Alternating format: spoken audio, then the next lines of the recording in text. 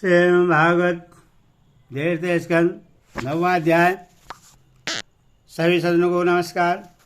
आज आपको श्रीमद् भागवत में वर्मा जी का भगवत धाम दर्शन और भगवान के द्वारा उन्हें चतुश्लोकी भागवत का उपदेश की कथा सुनाऊंगा। सज्जनों, इस कथा को सुनने से पहले आप इस चैनल को सब्सक्राइब एंड लाइक जरूर करें। आपका कल्याण हो। कथा सुनिए। वर्मा जी का भागवत दर्शन और भगवान के द्वारा उन्हें चतुश्लोक की भागवत का उपदेश। श्री सुखदेव जी ने कहा, परीक्षित, जैसे स्वप्न में देखे जाने वाले पदार्थों के साथ उससे देखने वाले का कोई संबंध नहीं होता, वैसे ही देहादि से अतीत अनुभव स्वरूप आत्मा का माया के बिना दृश्य पदार्थों के साथ कोई संबंध नहीं हो सकता। विविध रूप वाली माया के कारण वह विविध रूप वाला प्रतीत होता है, और जब उसके गुणों में रम जाता है तब यह मैं हूँ, यह मेरा है, इस प्रकार मानने लगता है। किंतु जब यह गुणों को शुद्ध करने वाले काल और मोह उत्पन्न करने वाली माया, इन दोनों से परे अपने अनंत स्वरूप में मोह रहित होकर रमण करने लगता है, आत्माराम हो जाता है, तब यह मैं मेरा का भाव छोड़कर पूर्ण उदासीन गुणातीत हो जाता है। वर्मा जी की निष्कपट तपस्या से प्रश्न होकर भगवान ने उन्हें अपने रूप का दर्शन कराया और आत्म तत्व के ज्ञान के लिए उन्हें परम सत्य परमार्थ वस्तु का उपदेश किया। वही बात मैं तुम्हें सुनाता हूँ। तीनों लोगों के परम गुरु आदिदेव ब्रह्मा जी अपने जन्म स्थान कमल पर बैठकर सृष्टि करने की इच्छा से विचार करने लगे, किंतु जिस ज्ञान दृष्टि से सृष्टि का निर्माण हो सकता था और जो सृष्टि व्यापार के लिए वांछनीय है, वह दृष्टि उन्हें प्राप्त नहीं हुई। एक दिन वे यही चिंता कर रहे थे कि प्रलय के समुद्र में उन्होंने व्यंजनों के 16वें एवं 21वें अक्षर तो तथा प को तप तप तप करो इस प्रकार 2 बार सुना। परीक्षित, महात्मा लोग इस तप को ही त्यागियों का धन मानते हैं।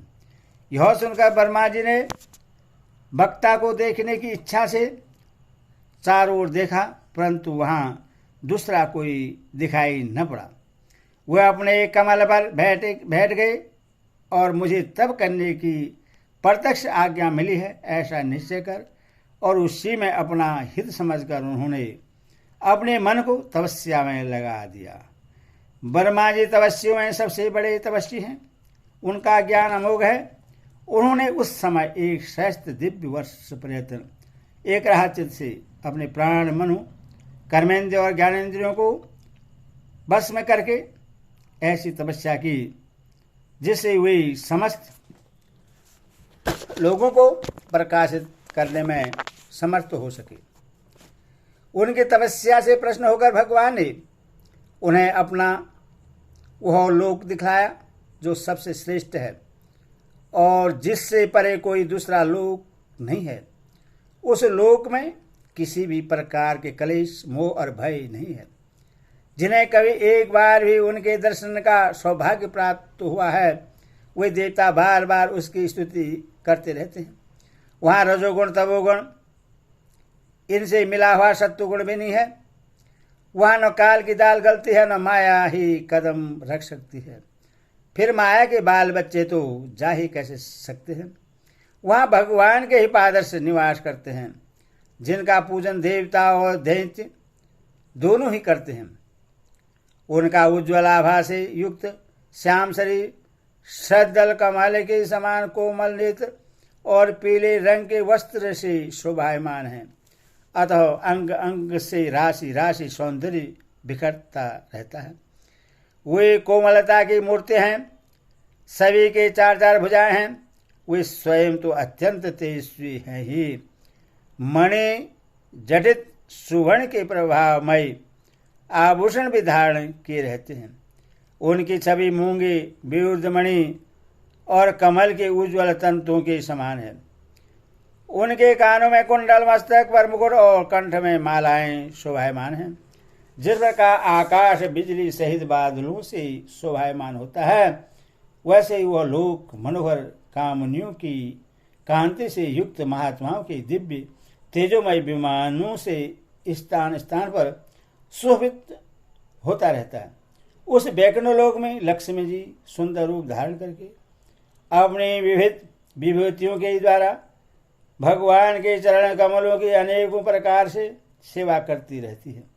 कभी कभी जब वे झूले पर बैठकर अपने प्रियतम भगवान की लीलाओं का गायन करने लगते हैं, तब उनके सौंदर्य और सुरभि से उन्मत्त होकर भौरी स्वयं उन लक्ष्मी जी का गुणगान करने लगते हैं।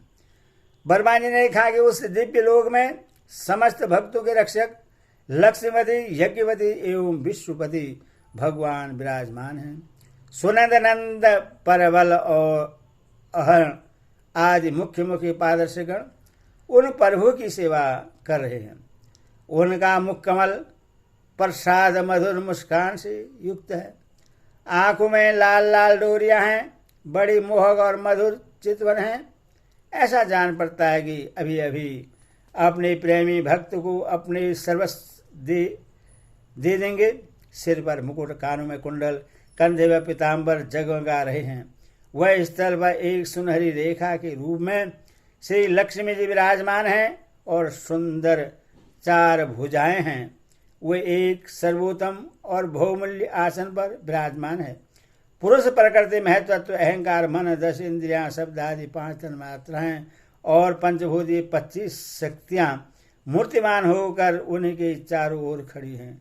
समग्र ऐश्वर्य, धर्म, कीर्ति, श्री, ज्ञान और वैराग्य, इन 6 नित्य सिद्ध स्वरूपभूत शक्तियों से वे सर्वदा मुक्त रहते हैं। उनके अतिरिक्त और कहीं भी ये नित्य रूप से निवास नहीं करते।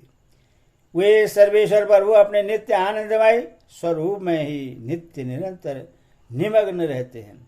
उनका दर्शन करते ही ब्रह्मा जी का हृदय आनंद के उद्रेक से लबालब भर गया। शरीर पुलकित हो उठा, नेत्रों में प्राणों छलक आए। ब्रह्मा जी ने भगवान के उन चरण कमलों में जो परमहंसों के नृत्य मार्ग से प्राप्त हो सकते हैं, सिर झुकाकर प्रणाम किया। ब्रह्मा जी के प्यारे भगवान अपने प्रिय ब्रह्मा को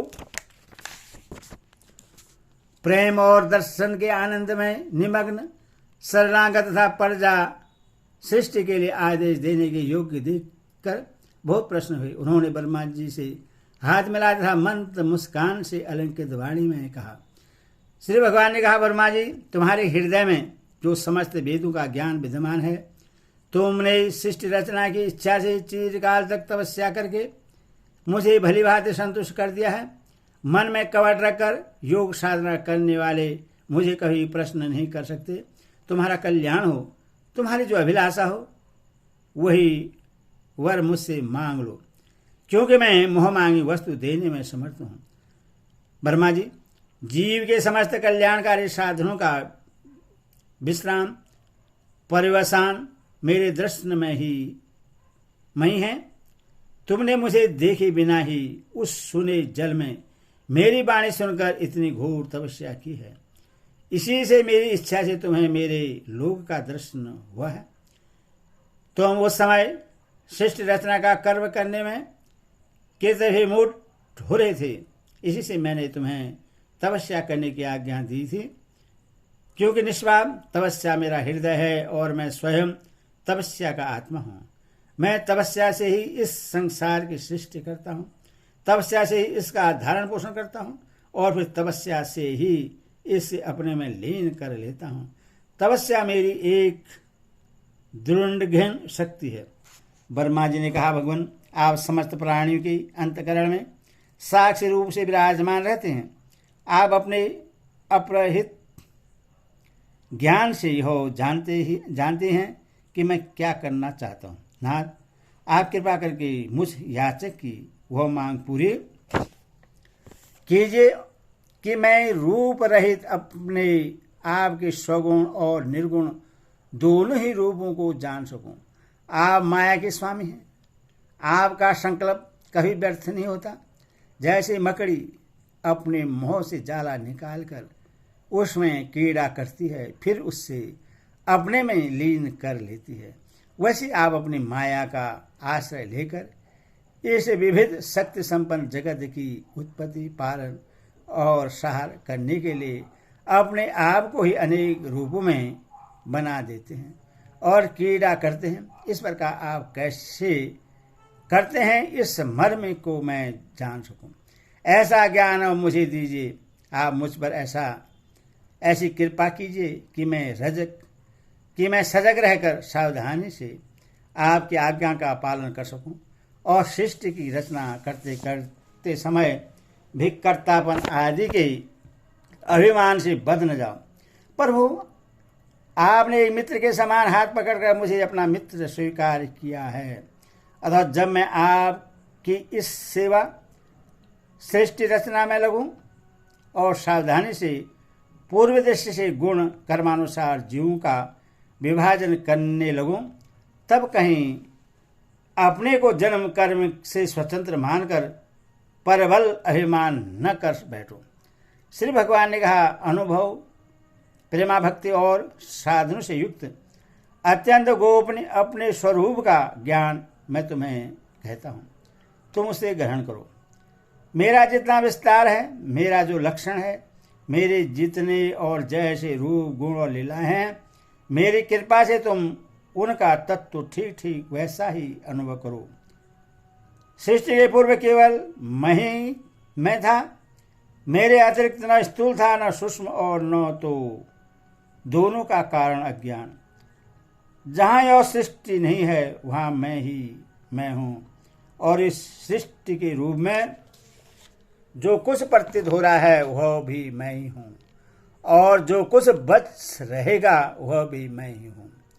वास्तव में न होने पर भी जो कुछ अनवर्चनीय वस्तु मेरे अतिरिक्त मुझ परमात्मा में दो चंद्रमाओं की तरह मिथ्या ही प्रतीत हो रही है, अथवा विद्यमान होने पर भी आकाश मंडल के नक्षत्रों में राहु की भांति जो मेरी प्रतीत नहीं होती, इससे मेरी माया समझना चाहिए।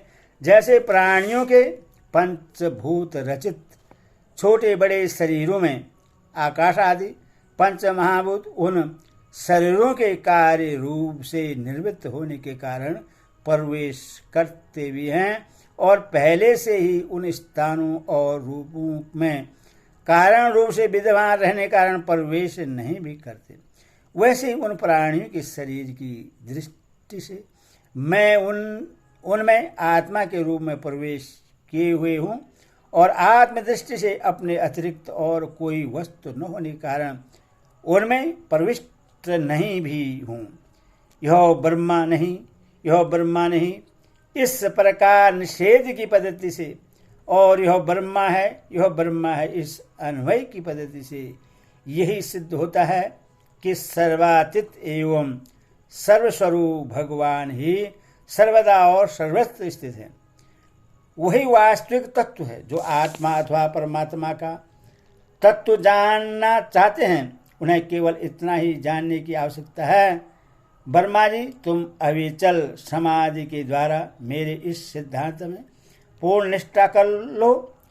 इससे तुम्हें कल्प कल्प में विविध प्रकार की सृष्टि रचना करते रहने पर भी कभी मोह नहीं होगा। श्री सुखदेव जी कहते हैं, लोक पितामह वर्मा जी को इस प्रकार उपदेश देकर अजनबा भगवान ने उनके देखते देखते अपने उस रूप को छिपा लिया। जब सर्वभूत स्वरूप वर्मा जी ने देखा कि भगवान ने अपने इंद्रिय गोचर स्वरूप को हमारे नेत्रों के सामने से हटा लिया है, तब उन्होंने अंजलि बांध कर उन्हें प्रणाम किया और पहले कल्प में जैसी सृष्टि थी उसी रूप में इस विश्व की रचना की।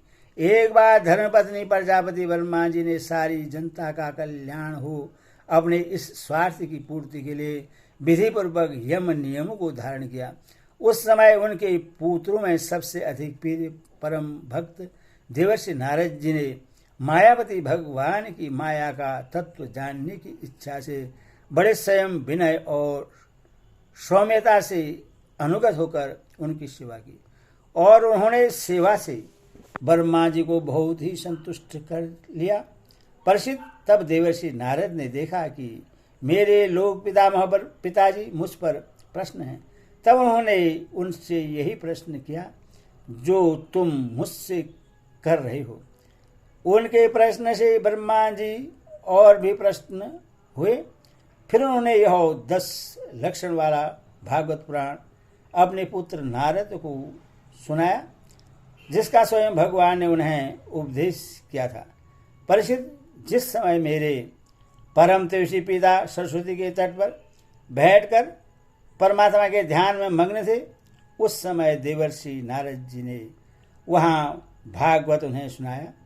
तुमने मुझसे जो यह प्रश्न किया था कि विराट पुरुष से इस जगत की उत्पत्ति कैसे हुई, तथा दूसरे भी जो बहुत से प्रश्न किए हैं, उन सब का उत्तर मैं उसी भागवत पुराण के रूप में देता हूँ। हरि ओम तत्सत। हरि ओम।